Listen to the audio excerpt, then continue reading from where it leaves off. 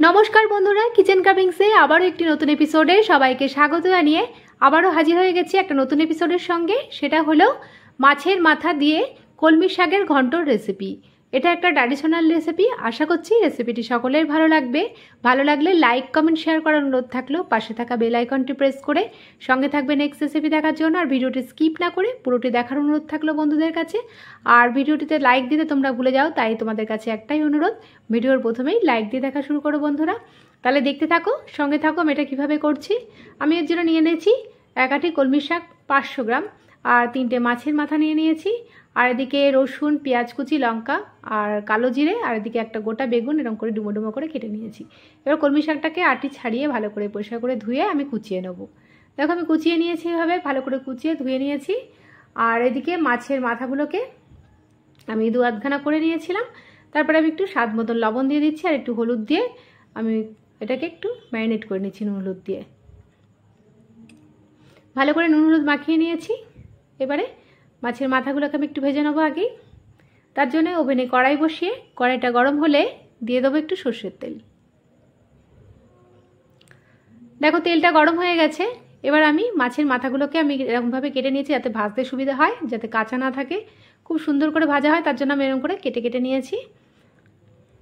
দেখো মাছের মাথাগুলো এইভাবে নিয়ে কেটে নিলে ভাজতেও সুবিধা হয়, আর এটা তোমার শাকের মধ্যে দিতেও সুবিধা হয়। মাছের মাথাগুলোকে দেখো আমি লাল লাল করে একটু কড়া করে ভেজে নেব। দুপিটি দেখো ভাজা হয়ে গেছে। এবার তেল ঝরিয়ে, ভাজা হয়ে গেলে আমি তেল ঝরিয়ে একটা পাত্রের মধ্যে আমি মাথাগুলোকে তুলে রাখবো।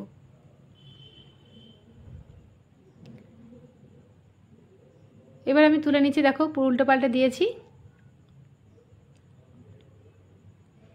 আর এইভাবে মাছের মাথা দিয়ে কলমি শাক রেসিপি তোমরা একবার অবশ্যই বাড়িতে ট্রাই করবে। দুর্দান্ত লাগে খেতে বন্ধুরা। তোমরা কলমি শাক অনেক রকমভাবেই খেয়েছো, এইভাবে একবার খেয়ে দেখবে, বারবার এইভাবেই খেতে ইচ্ছা করবে। দেখো তেলটা ঝরিয়ে আমি মাছের মাথাগুলোকে তুলে নিচ্ছি। কড়া করে ভেজে নিয়েছি। কড়া করে না ভাজলে একটু আষ্টে গন্ধ বেরোয় বন্ধুরা, তোমরা এইভাবে একবার ভেজে নেবে। পুরো মাথাগুলোকে আমি তুলে নিয়েছি একটা পাত্রের মধ্যে। আর এই তেলের মধ্যেই ফোড়ন দিয়ে দিচ্ছি একটা শুকনো লঙ্কা চিড়ে নিয়েছি, আর দিয়ে দিচ্ছি একটু কালো জিরে, আর দিয়ে দেবো 10-12টা রসুন আর একটা পেঁয়াজ কুচি। এবার এটাকে একটু লাল লাল করে ফ্রাই করে নেবো। আর দিয়ে দিচ্ছি সঙ্গে 3-4টে কাঁচা লঙ্কা, যেটা কাঁচা লঙ্কা দিয়ে দিলাম। এটার ফ্লেভারটা দুর্দান্ত হয় বন্ধুরা। এই পেঁয়াজ, রসুন, শুকনো লঙ্কা, কালো জিরে, কাঁচা লঙ্কার একটা দারুণ একটা স্মেল আসে। আর একটা সুন্দর স্মেল আসলে আমি ডুমো ডুমো করে কেটে রাখা বেগুনগুলোকে আমি লাল লাল করে ভেজে নেব। বেগুনটা দেওয়ার কারণ হচ্ছে শাকটা যাতে খুব সুন্দর করে মজে যায়। এমনি দেখবে বন্ধুরা, তোমরা যখন কলমি শাক রান্না করবে না, তখন কিন্তু শাকটা খুব একটা ভালো মজে না, তার জন্য বেগুন দিলে খুব দারুণ মজে।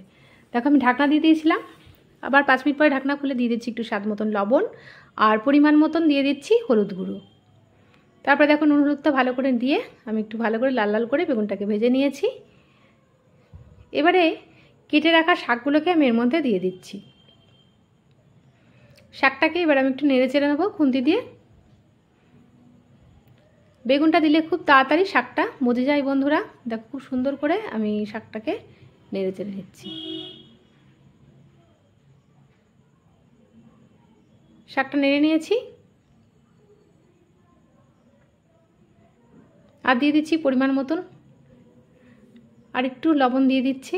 লবণ একটু কম হয়েছিল বন্ধুরা, তাই আর একটু লবণ আমি অ্যাড করে দিলাম। তারপরে ভালো করে নেড়ে চেড়ে নিচ্ছি।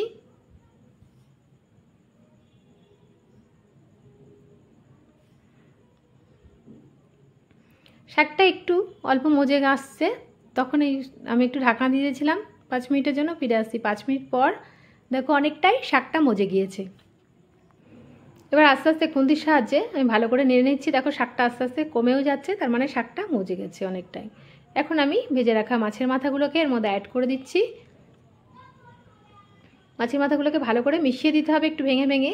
এমনিতেই আমি মাছের মাথাগুলোকে টুকরো টুকরো করে নিয়েছিলাম যাতে এটা দিতে সুবিধা হয়, এটা দিয়ে ভাজতে সুবিধা হয় মাছের মাথাটা দিয়ে শাকটা।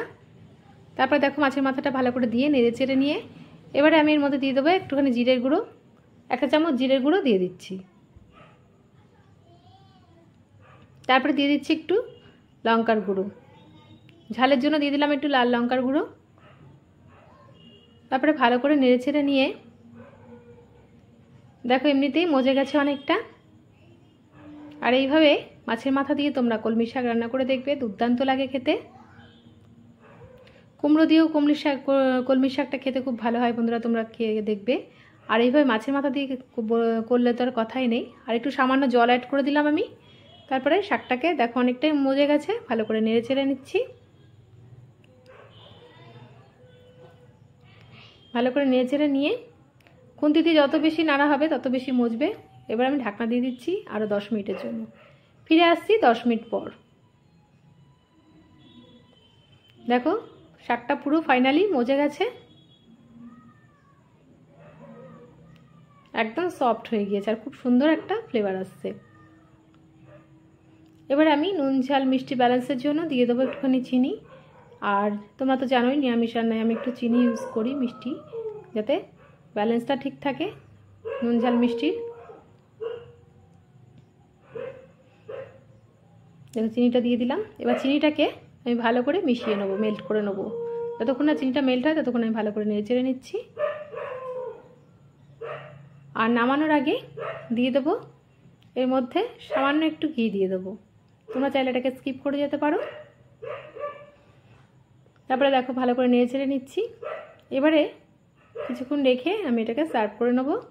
একটা প্লেটের মধ্যে সার্ভ করে নেবো। এটা গরম গরম ভাতের সাথে দুর্দান্ত লাগে।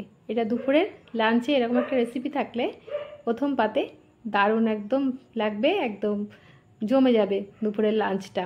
তোমরা অবশ্যই একবার এইভাবে কলমি শাকের ঘন্ট রান্না করে দেখবে মাছের মাথা দিয়ে, দুর্দান্ত লাগে।